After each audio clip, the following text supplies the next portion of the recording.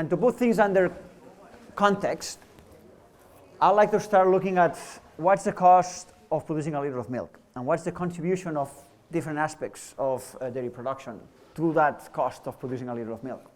And we all know that the most important factor is feed, right? Feed will be about 50% of the cost of producing a liter of milk, followed by replacements.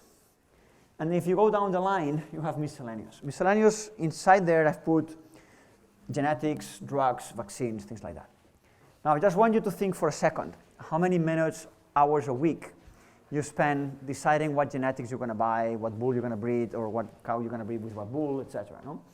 And compare that amount of time with the amount of minutes and hours that you devote to make a change in the diet, to decide if you're going to buy soybean meal or corn, or even worse, how many minutes or hours you spend looking at what change you're going to make in your heifers. And every time I do this, it's not very well balanced. You spend a lot of time here for what it's worth, okay? Just think for a second. If you change 50%, if I reduce 50% the cost of genetics, 50% out of 5 is going to give me a profit of 2.5, okay? So my profit at the end of the year will be 2.5% greater if I reduce my genetic cost by 50%. If I reduce my feed cost by 10%, only 10, not 50, my profits will go up by 5%, double than what I accomplish by reducing by half my cost in genetics. The same goes for replacements. Every small improvements I make in breeding cost has a huge effect on the bottom line of the herd, okay? But I don't know how many hours you spend thinking about your heifers, but I guess not many, okay? So that's a good opportunity. All right, efficiency. It's you use resources to accomplish something. If I go here and say, hey, how are your heifers doing? What would you say? You say they're doing good. How do you know? How do you assess if your heifer program is good or bad? The days of calving. Yeah. I love that you say days, because in many cases I get months at calving, because we count age in heifers with months, which is the first mistake we make. Okay, we don't say the cows are 4 months in milk. It's even hard to say. We say they are 120 days in milk, 90 days in milk. Why we say days and not months? Because every day has a huge cost, right? If reproduction is not in place, every day that the lactation is delayed, it costs us money. Heifers is the same. Every day that the heifer is delayed, it costs us a lot of money. But that's about all we know about heifers. We just know age. It's pretty sad, no? Because in reality, I want a cow that's able to eat a lot and stays with me for a long time. And that depends on age, not much, and especially about body weight. And we have no clue how heavy the heifers are. So the dairy industry is building heifers blinded, totally blinded. Okay? It's like if we were producing milk without knowing how much milk we produce. No, we feed these cows and there is a truck once a week, just comes and goes, I don't know, money is there. It's impossible, right? That's what we do with heifers. What's the consequence of that? So let's go for objectives. First, we need to set the objective of how many heifers do I want to have in my farm, because that has a huge impact on the economics. How many hours a week you spend deciding that? How many heifers are you going to keep? How many cows are you going to breed with sex semen or with dairy semen or with beef semen? How are you going to decide that using this equation? Number of cows you milk, replacement rate, mortality of the heifers, culling weight of the heifers, age at first calving. That's the only slide that I'm going to use months. After that, I'm going to use days. Imagine a herd with 100 cows only. So in this case, it's 200 cows. That would be double. With 3% replacement rate, 3% mortality, 1% culling rate, age at first calving 24 months, I need 63 heifers. The cost of that, on a yearly basis, 48,000 euros. If instead of calving at 24, I calve at 28, keeping all the other variables the same, I need 10 animals more. That means I'm going to invest 8,000 more euros a year. Okay? 8,000 euros, boom, gone. Then I will complain about milk price and stuff, but hey, I have 8,000 euros less. I could do 22 months and I will have 13,000 euros more, or pounds, it's the same, okay? So first thing, decide how many heifers you need. Second, how am I going to read them? What's my age at first calving, and what's the body weight? It's a dual thing. So age at first calving will be 670 days, about 22 and a half, 23 months. Body weight, 620 for the Holstein breed, before calving. After calving will be 580.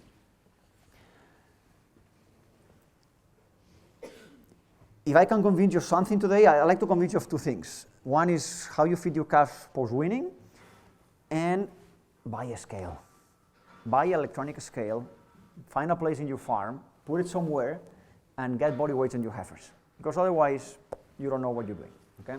Scale today is 2, 3, 4,000 euros. It's not expensive. Just find a place in the farm, make your heifers go there 4 or 5 times, that in the 2-year process, you know where you are, and you will be able to manage them. Okay, now that we know the objectives and we can measure them, let's see how we're going to rear heifers. This is age. I'm going to have a 670 days. This is my feed investment, okay? Early in life, the feed cost is very high. Meal replacer is high, starter is high. I wean my animal, feed costs go down. As my animal grows, I put more forage in the diet, feed costs go down. So if you're a cost-oriented person, you may be tempted to say, oh, I know how to rear heifers. I want to grow a lot here because the feed is very cheap. And I want to be conservative here because the feed is very expensive. That would be the wrong conclusion. Because heifers are not a cost, it's an investment. You're building a machine.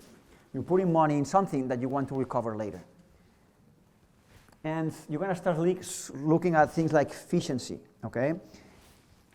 Early in life, the first 60 days of life, heifers or calves are very efficient. These guys here, for every kilo they consume, they return me half a kilo of body weight gain, okay? If I go down the line and I look at my heifers that are about to calve, I no longer need a kilo to put half a kilo of body weight. Now I need 10 kilos to put half a kilo of body weight. It's true that the feed is cheap, but I need to put a lot of feed to generate half a kilo of body weight. I'm going from 55% efficiency to 7% efficiency.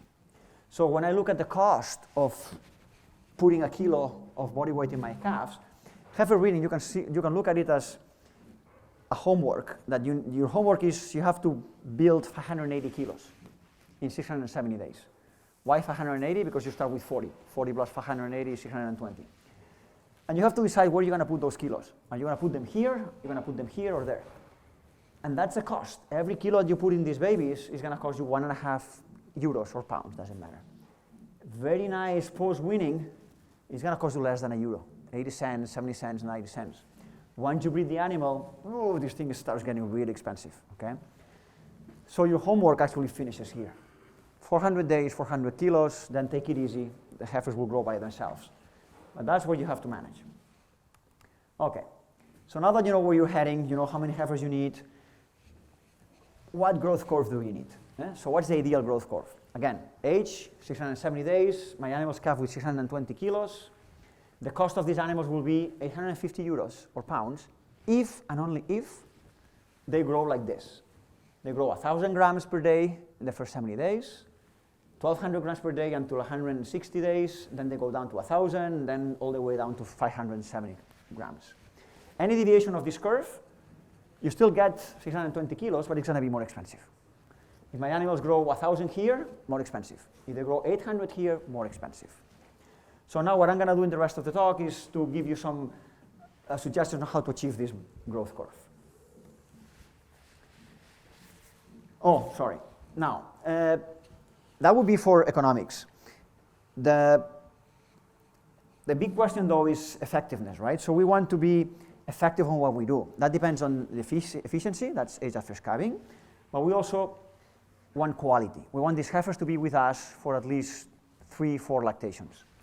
So we should ask, okay, these animals that grow a lot, are they good or bad? Am I messing up the mammary gland, or I'm going to rescue the animal? And what you see is that, yes, these animals are the average daily gain in the first 60 days of life. The faster they grow, the more milk they have in the first lactation. Post-weaning, the slope is steeper. So the faster they grow post-weaning, which is the cheapest that I can get, the more milk I get also post-weaning, after calving. Okay, so it's very good news. The faster I grow, the cheaper the animal is, and the better the quality. After breeding, I have a problem. Okay, the faster I grow, the less milk I have. After breeding, the cows have something very important in their blood. It's progesterone. It's a hormone that has two missions.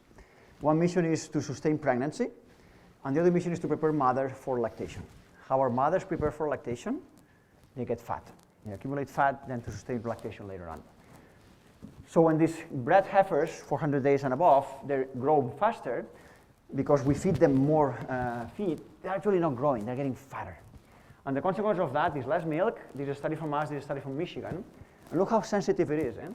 These cows are gaining 1 kilo after breeding. They produce 35 kilos of milk.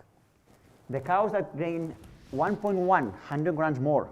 Now, how can you assess that in your farm without a scale? Okay, by the naked eye, you're not going to see it. You're losing 2 kilos per day an animal. Okay, so it's very important that we don't push the heifers that are pregnant.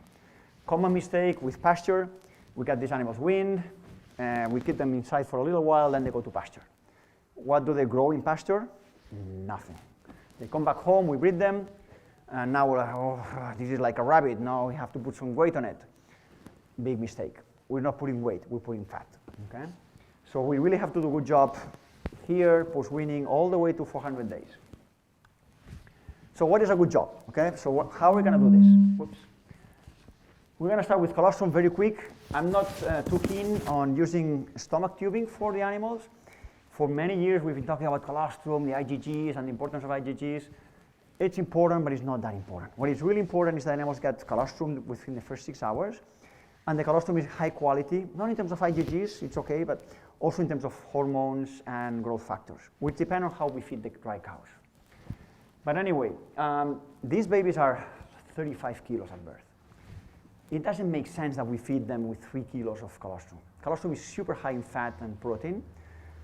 If somebody comes here and gets a tube in my mouth and puts 70 kilos of potato soups in my stomach, it doesn't fit in my stomach. 7 kilos of potato soups doesn't fit.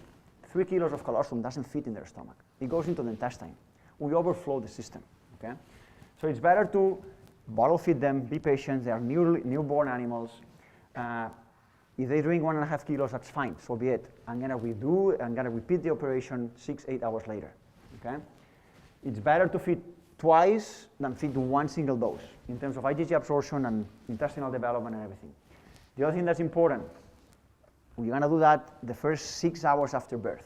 You want to be fast on that. And then you do a second dose 8-10 hours later. Okay?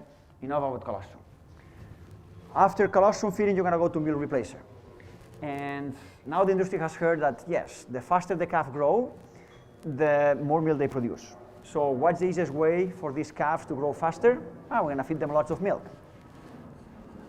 But feeding more milk, does it give you more growth? Not always. 4 different studies. Average daily gain: 600 grams of powder, 1,000 grams of powder. Who gains more? The same. Another study: 600 grams of powder, 1,000 grams of powder. Who gains more? The same. More milk doesn't mean more growth.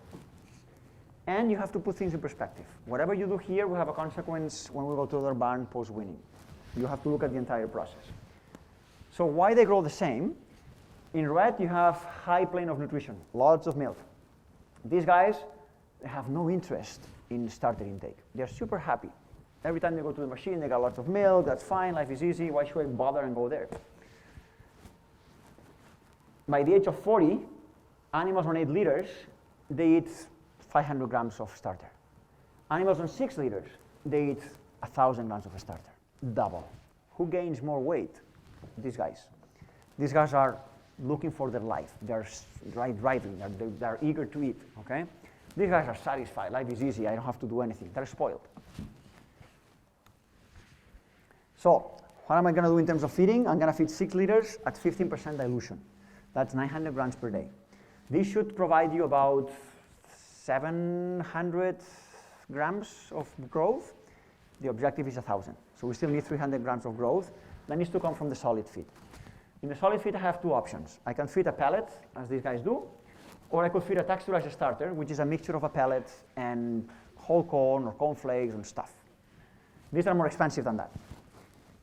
We did a study that used the same ingredient composition, so the same corn, the same soybean meal, the same soybean hulls, everything, presented into different physical forms, as a pellet or as a texturized starter, with whole cornflakes, whole oats, etc. We use this with 300 calves. And the calves on texturized starter, they were consuming more than the calves on pellets. So intake is greater with texturized starter. But I'm not interested in intake. Okay? What I want is to build my machine, my animal. And it turns out that growth was actually a little bit better with pellet, not the same, both pre and post weaning. So feed efficiency, the return on investment, was much better on pellet than on a texturized starter. Why is that? Two reasons. When we do a pellet, we grind the ingredients, and grinding reduces particle size, and that increases digestibility. Second reason, when we do pellets, we apply heat. It's like cooking, and when we cook, we digest the feed. So we help the calf to digest the feed. So that's why they're more efficient. Okay? And also, pellets are cheaper than texturized starter. So for me, it's no-brainer. What else can we do? These guys are feeding forage. Okay? All the books say you should not feed forage to calves. We're dealing with pre-ruminant animals. The rumen is not ready to digest fiber. So it makes no sense that we add fiber to the diet. But back in 2012, we said, well, but not all the forages are the same. So let's see if there is a forage that actually works. So we actually did a study with a whole bunch of calves and different forages. We tested corn silage, triticale silage, ryegrass silage, oat straw, barley straw, a whole bunch of different alfalfa. All of them, that was the trick, 2 centimeters chopped, 2 to 2.5, so this size, not that size. And the calves had 3 buckets, pellet at the starter, water, and forage. Except these guys, that they only had starter. And they consume about 860 grams. The guys on Luzerne or alfalfa, they consume 120 grams of alfalfa. As a result of that, starter intake went down a little bit. Total solid feed intake, the sum of Luzerne and starter, was a bit greater than the control calves. But because forage is not digested in the rumen, these guys grew less than the control. So you should not feed alfalfa or Luzerne to a calf. The surprise was oat straw or any other grass. It could be ryegrass, hay, or it could be barley straw, whatever. Any grass that has more than 65% MDF, so high fiber, chopped at 2 centimeters. Calves will not go crazy by it, so they will not make a party. They'll just eat it a little bit, 80 grams per day. But look at what happens to concentrate intake. It goes up 30%, from 860 grams to 1,140 grams. And yes, these calves grow 30% more than the control. Okay? Why is that? Right? Because that straw is not going to be digested. It has nothing to do with nutrition. Imagine that this is the rumen, and we have papillae in the rumen, right? And I'm feeding the concentrate gets stuck in between the papillae. That concentrate is being fermented by bacteria. It causes acid that damages the papillae. The animal stops eating. Now I bring a broom, a toothbrush, a toothpick, chop straw. It goes in between the papillae, takes the pellet out in the middle of the rumen. The acid is produced here. The papillae are healthy. They absorb all the nutrients. There is no damage. The calf eats more, grows more. So all you're doing by providing chopped straw is giving the calf a toothpick.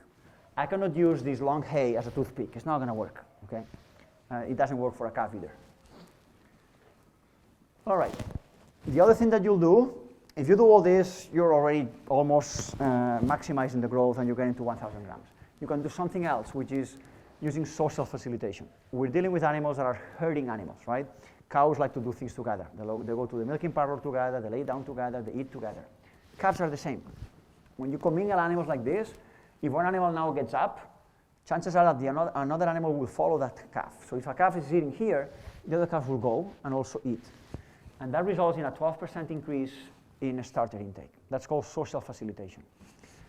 A good time to commingle the calves is about 10 days of life, 7 to 10 days. Don't do it before, because at that age, the navel is still very tender, and some calves may actually suck to each other, and if they suck on the navel, they have a navel infection, okay? But after 10 days, that's pretty safe. of course, you have to commingle them in a place like this. Dry, this is actually very good. Good ventilation, not highly populated, very dry, very clean, nice. Okay, so now there will be a time where you're going to wean the calves. And the Americans will say they have to wean a calf when they eat 1 kilo of feed, which nobody measures that. Okay, that's fine. But imagine that you wean the calves when they eat 1 kilo.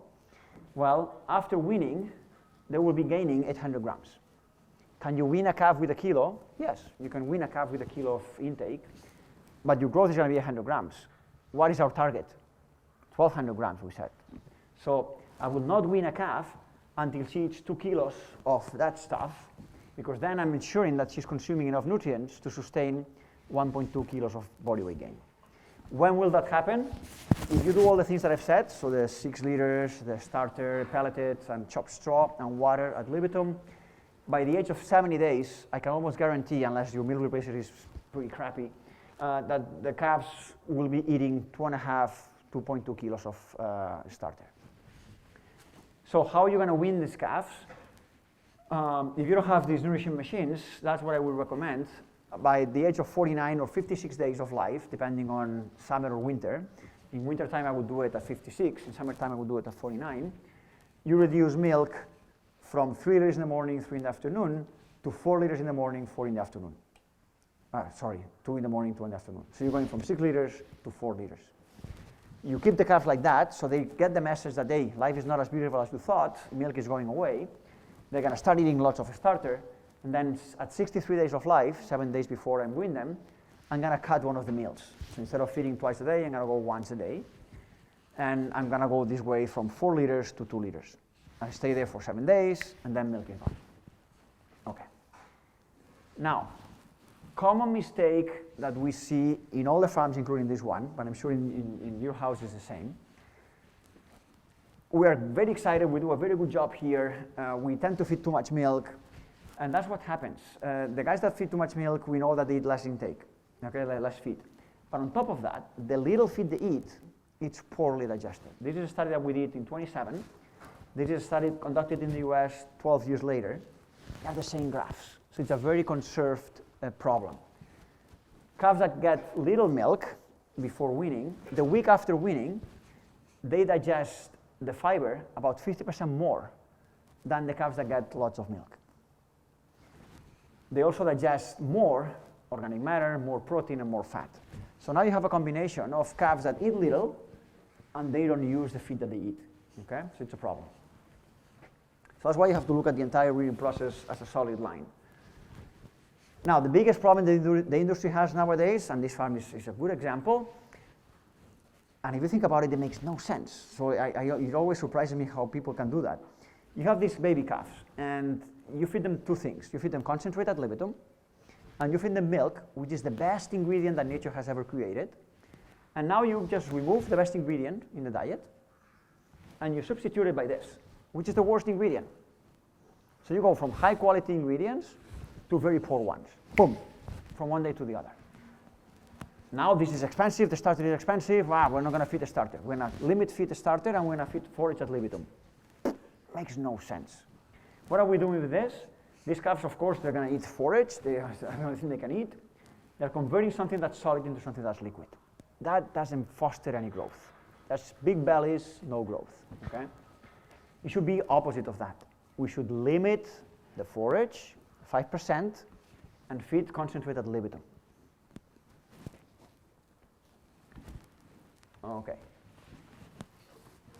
When I look at the dairy industry, we have a problem, okay? If you look at what's the success rate of your heifers, no? So you're investing in genetics, you're investing in nutrition, in milk and everything, and then you have your heifer. You have your new product, okay? The new products for this season, poof, you have the heifers, they're cows. 18% of them don't calve again. So 18% of the heifers, they fail in the first lactation. If these guys that make TV, Sharp, 17% of the TVs they sell, a new TV, they break down in the first year, what would happen to this? All the Google reviews would be one, blah, blah, blah. These guys would be out of business. The dairy industry somehow manages to survive with an 80% failure rate on the new products they make. Okay? Why is that? Well, The guys that did this, they designed it well, so they fed the calves properly, they fed the TV properly, and before this went to the market, there was one guy that was doing quality control. He was making sure that all the bottles were in place. Well, we're doing a good job feeding these calves. What is the quality control we do with these animals? As long as they have 4 legs and maybe even 3 teats, I'm going to go with them, right? Example of quality control. We can use data to make some decisions. This is the productive life of calves, and this is 20,000 animals in this data set. Animals that never had a pneumonia as a calf, they have a productive life average of 180 days. Some removing dry periods and all that. So that's about 3 lactations. Animals with 1 pneumonia, 30 days less. 2 pneumonias, 30 days less. 3 days less. 4 pneumonias or more, 100 days less of productive life. That's about 4,000 liters of milk. As a producer, you have a facility that sometimes are regarded as an hotel with rooms. And you want those rooms to be filled with the most profitable customer, right? It's the customer that goes to the bar, spends a lot of whiskey and meals and stuff. You don't want that room to be occupied by a guy that leaves the shower on and then makes a mess, and it's, no. These are these cows, okay? The cows that produce 4,000 liters less, just don't bring them to your herd. Use that space with a high productive animal. So what you're going to do when these babies have 200 days of age and they have a 4th pneumonia, you're going to get the phone, you're going to call your neighbor, and you're going to sell the calf. Okay? Your neighbor is a beef producer. Okay? He's not a dairy producer. You recover the investment, just move on.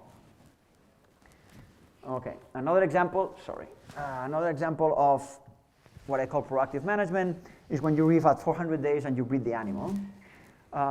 Some heifers will get bred with 1 insemination, but some of them will not. So the heifers that need 2 inseminations, and again this is data from 25,000 cows, they have 25%, 1 minus 0.75, chances of finishing the first lactation. Okay? 3 inseminations, 35% less chances. 4, 35% less chances. After 4 inseminations, if the heifers are open, and now they get pregnant, they have 50% chances of not finishing the first lactation. Now, you look at the cost of these animals. If our objective is to calve at 670 days, because that's the cheapest heifers I can get, how old are these heifers going to be at first calving? For 5 inseminations, you at least going to, even if you have 100% conception heat detection rate, you're talking about 150, 180 days. So these heifers will be close to 900 days of life. There will be close to 3,000 euros of cost. And 50% of them, they're not going to finish the first lactation. In the first lactation, a heifer gives you a revenue of 300 pounds, 300 euros. So you've invested 3,000 euros and 50% chances that you're only going to get 300 euros back. So you're losing 2,700 euros right there. Okay? So again, call your neighbor, get rid of the heifer, go to McDonald's.